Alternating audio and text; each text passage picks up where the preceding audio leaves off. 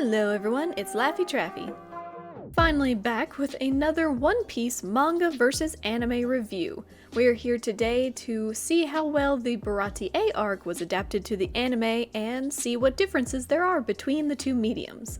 Be warned that there will be some spoilers for current events in the anime, just, if you're not caught up to Wano, be cautious. I just like to point out some comparisons or make connections to some current events. I'll keep manga spoilers off the table though, so anime onlys are still welcome here without a worry. If you haven't already, check out the beginning of this series with the Romance Dawn arc of One Piece. I am going episode by episode. That's right, you heard correct! Now, not every single episode will have significant differences when compared to the manga, so we'll just fly by those episodes. The point is just to look at the entire series, every episode, and see how different of an experience it can be to read the manga versus only having watched the anime. I personally was anime only for the majority of the series, all the way up until about halfway through the Hawkeye Island arc. That's where I caught up and switched over to the manga and have been reading weekly ever since. Speaking of, I do weekly manga reactions and reviews for the One Piece manga, so subscribe to my channel if you're interested in those, and like the video if you enjoy this series so far. Also check me out on Twitch and Twitter for more One Piece, anime, gaming content. Now with that all out of the way, let's take a look at the Baratie Arc. I mean, after we take a look at Gaimon's island, that is. This one is a little weird. Before we arrive at the infamous sea restaurant, the crew lands on an island of mysterious animals. In the anime, that is. In the manga, they arrived here for a single chapter before they even went to Syrup Village. I honestly can only guess as to why the anime chose to do this. Usopp now tags along to this island adventure, so maybe it was just to have some more fun times with Usopp? Who really knows? But let's start off by taking a look at Episode 18, You're the Weird Creature, Gaimon and His Strange Friends. The episode starts off very lighthearted as Usopp and Luffy get up to shenanigans on board their new Going Merry. As they approach a mysterious island, they call it Treasure Island, an island guarded by the gods. I mean, 100%, yeah, can't say otherwise. I don't see anything dramatic or unnecessary about that description. But it gets amped up in the anime as this whole world-renowned treasure island, and I'm not sure that's the case. As I mentioned, they land on this island a little later than they did in the manga. Syrup Village ends on chapter 41, and Gaimon's island took place in chapter 22. It's rewind time. So yeah, now we have Usopp along.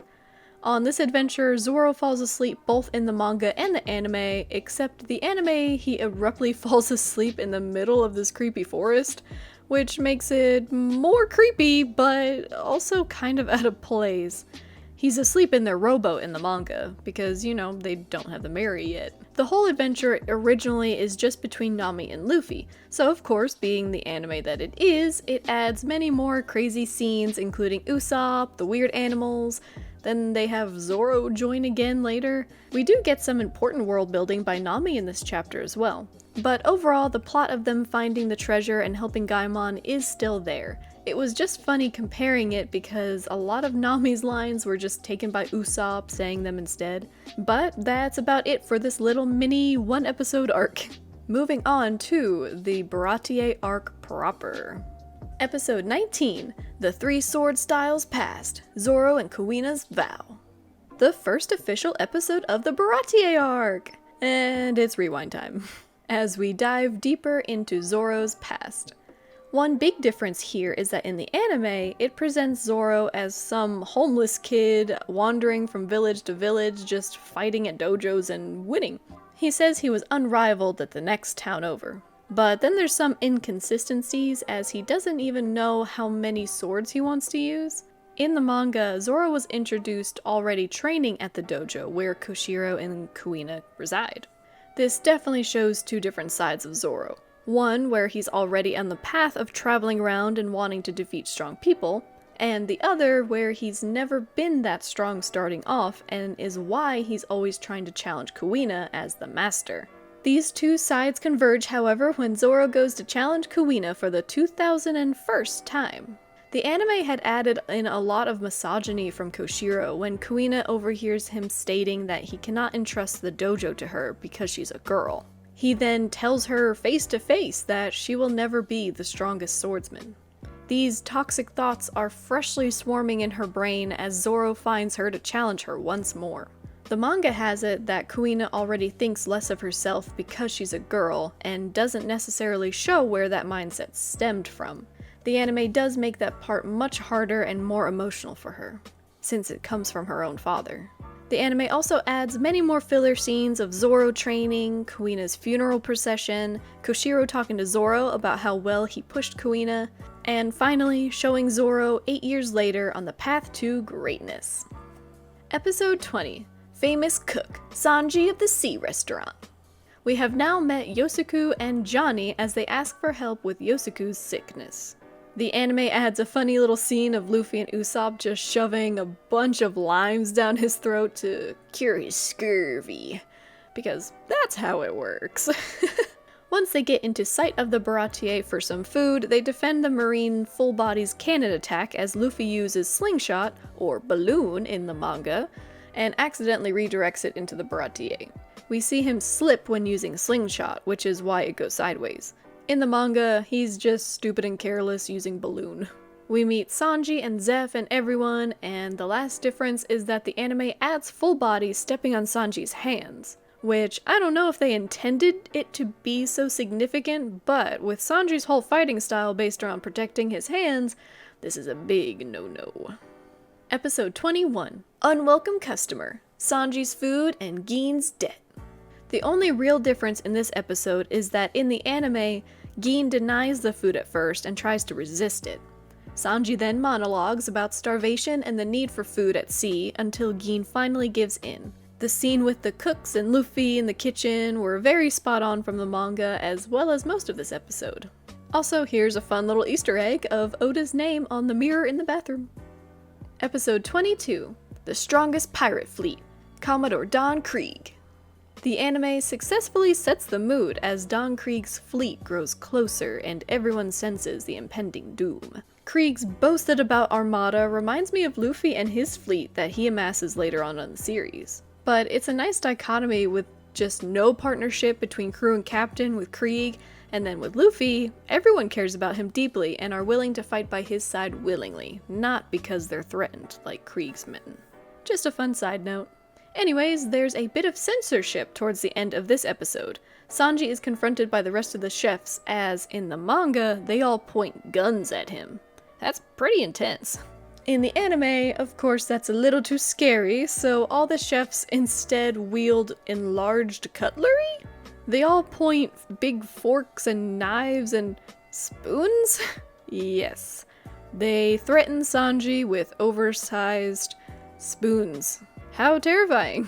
Where did they even get them? Moving on. Episode 23. Protect Baratie, the great pirate Redfoot ZEFF. Usopp in a lot of scenes is depicted much more of a scaredy cat and a joke character than in the manga. Here in the manga, Usopp looks just as intimidating and ready to go as Zoro is. I like Usopp better in the manga for this reason.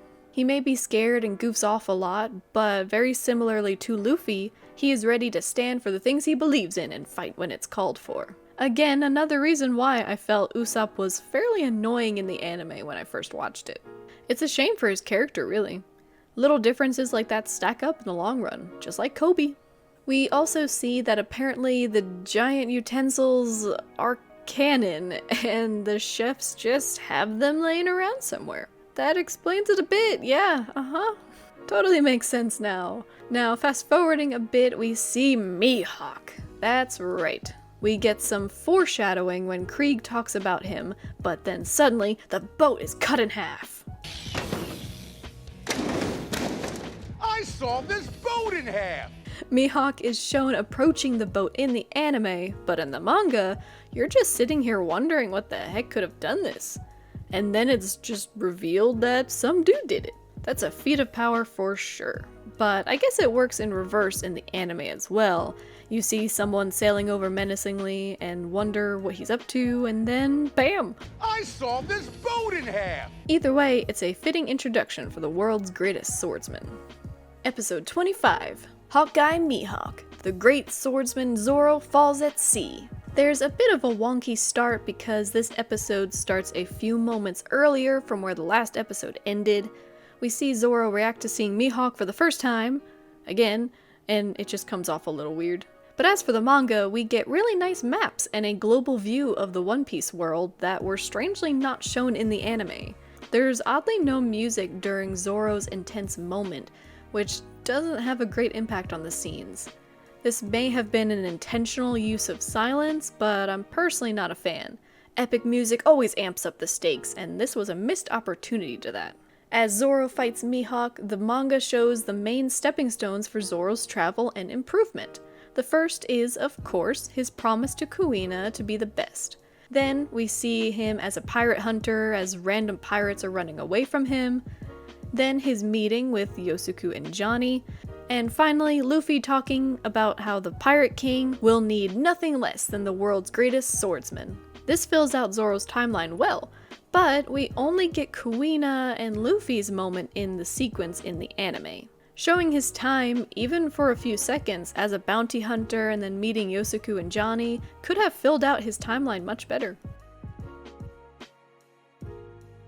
Episode 25, The Deadly Foot Technique bursts forth. Sanji versus the Invincible Pearl. We get a sneak peek of Sanji and ZEFF's past here in the anime as the cooks rev up to fight. The fishboat run by Patty and Carney is portrayed pretty hilariously in the manga, acknowledging that it looks really funny and isn't intimidating at all. The anime doesn't present it as such a clear joke, however, and I feel like there's some lost comedy there.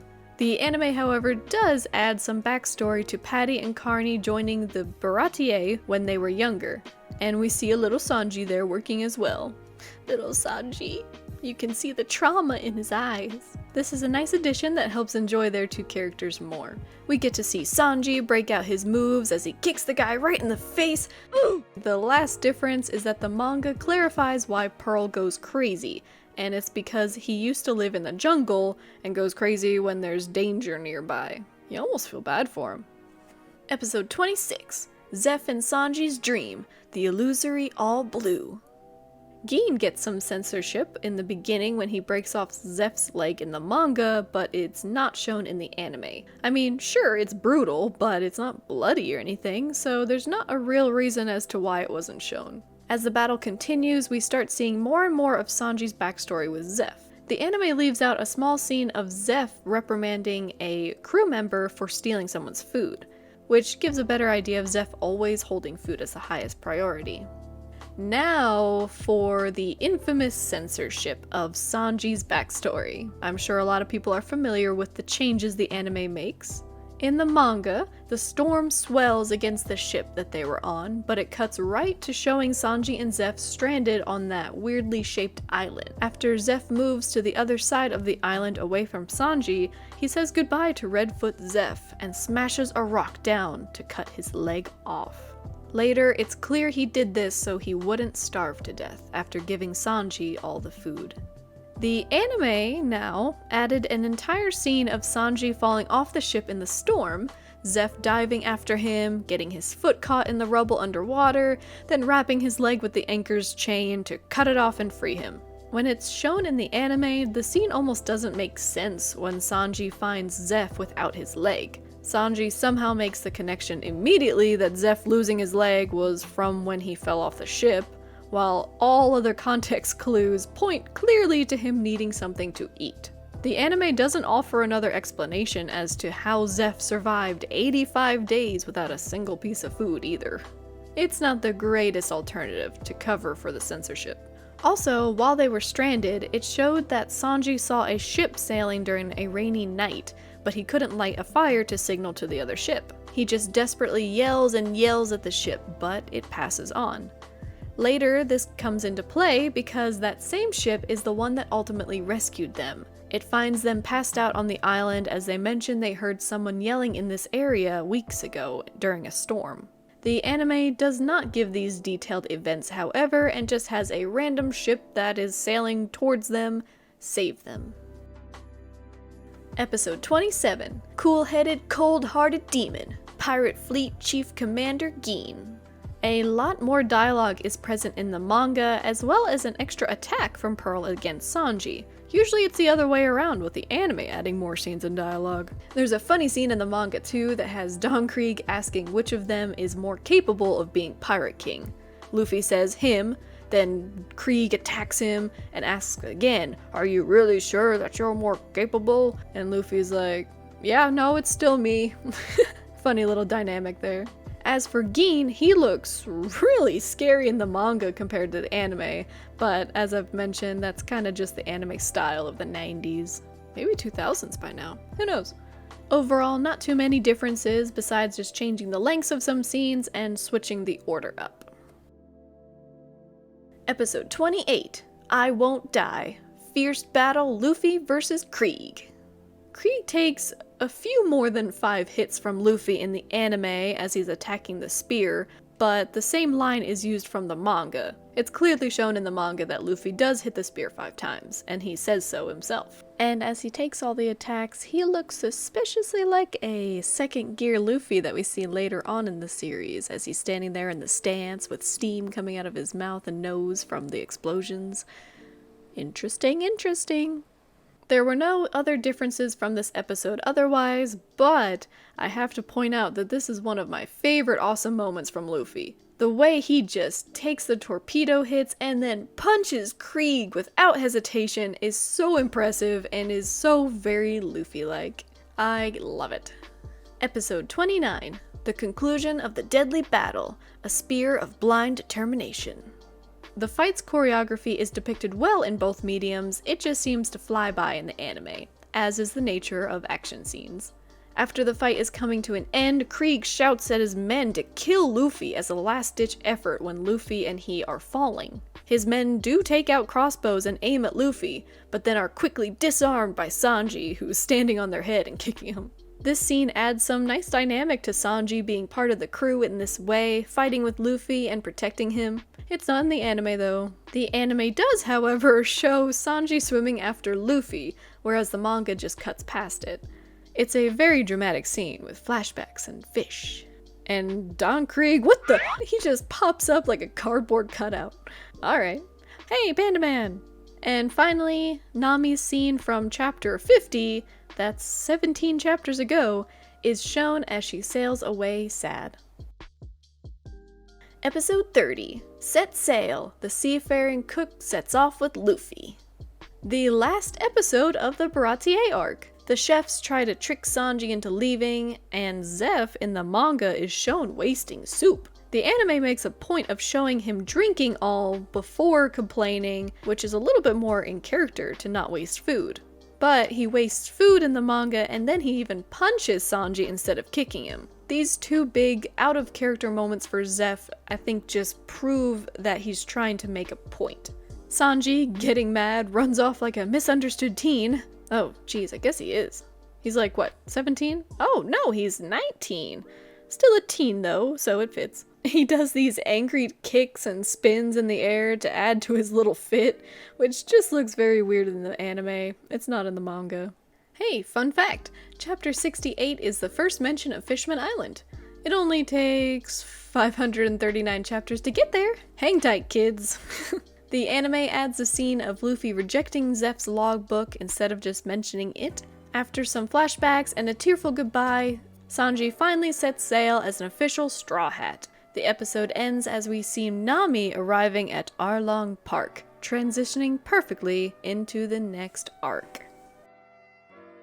Well, that was a lot of episodes and a lot to cover for this arc, but I have a feeling that Arlong Park will be even worse. I hope everyone enjoyed this dive into the Baratie Arc and One Piece overall. If you made it this far, make sure you like the video.